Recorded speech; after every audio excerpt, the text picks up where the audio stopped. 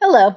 Today I want to show you how to use the Google Explore tool. Okay. So let me show you how to use the Google Explore tool. So this is great for when I'm doing some research and want to get some information together for a paper or for a project. So here's what I'll do. So I have an open document. So the Explore tool can be, you can find it two different ways. So you can click here on Explore, and you can open up that way. And it's also under Tools. If you hit Tools and Explore, you can open it up this way as well. So either way, I just like hitting this on the bottom right. It's nice and easy. It's right there. So what I want to do is type in here for whatever I want to search for. So say I am researching the coronavirus. Okay. So I'm researching that. And it will pull up a whole bunch of different articles. Okay.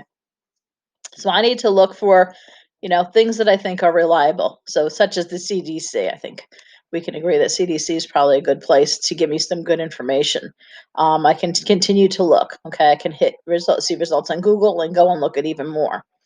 Okay, let's say I open up this. This is telling me about the symptoms of coronavirus.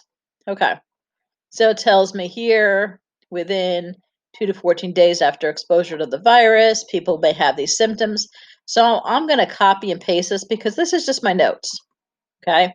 So this is not, I'm not putting this in a paper. I would never copy and paste something into a paper, but for my notes, it's fine.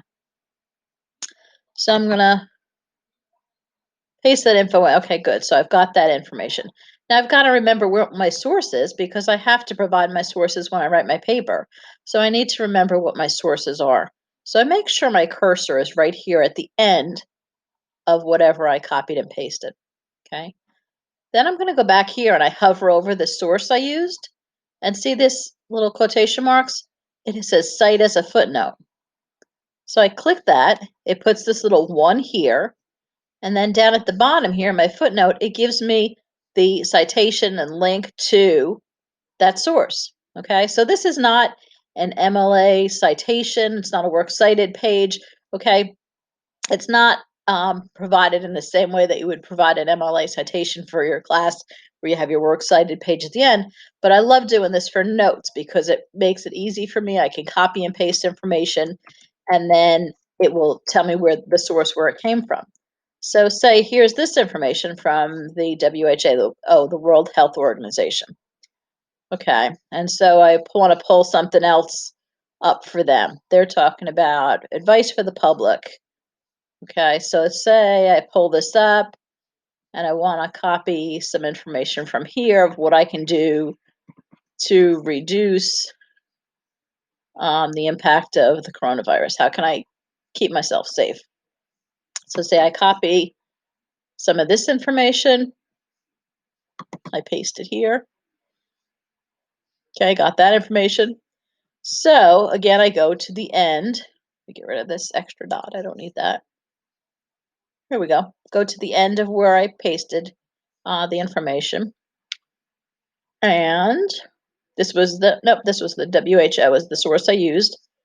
Again, I click here. So notice now it gives me a 2. And at the bottom of the page, here's the World Health Organization site showing me exactly where I got that information. So if I realize, I get up here and I'm like, I cut off part of what I wanted. There was more than this that I wanted. I can now just go ahead and click on this information here for the WHO. It will take me right back to the page I was on. I know where I was, where I got the information from, and I have the information to put together my citations when I have to write my paper. So it helps me get everything together and keep myself organized. So that's what I like to do as I'm researching. Okay. Now I can also set this up where I might set up a little table of contents. I might set up a little chart where I have, symptoms, and then I list my symptoms. I might have symptoms from multiple different sources. I might, break this down to kind of help me. Sometimes people like to have just a whole bunch of information together and then they sort through it. So it's up to you how you organize it. But the important thing is to make sure that you do this and you have the sources that where you got your information from. Okay. So each of these sources are at the bottom of the pages so that I know where it came from, so I can go back to them and I can provide the source of where I got the information. All right, if you have any questions, let me know.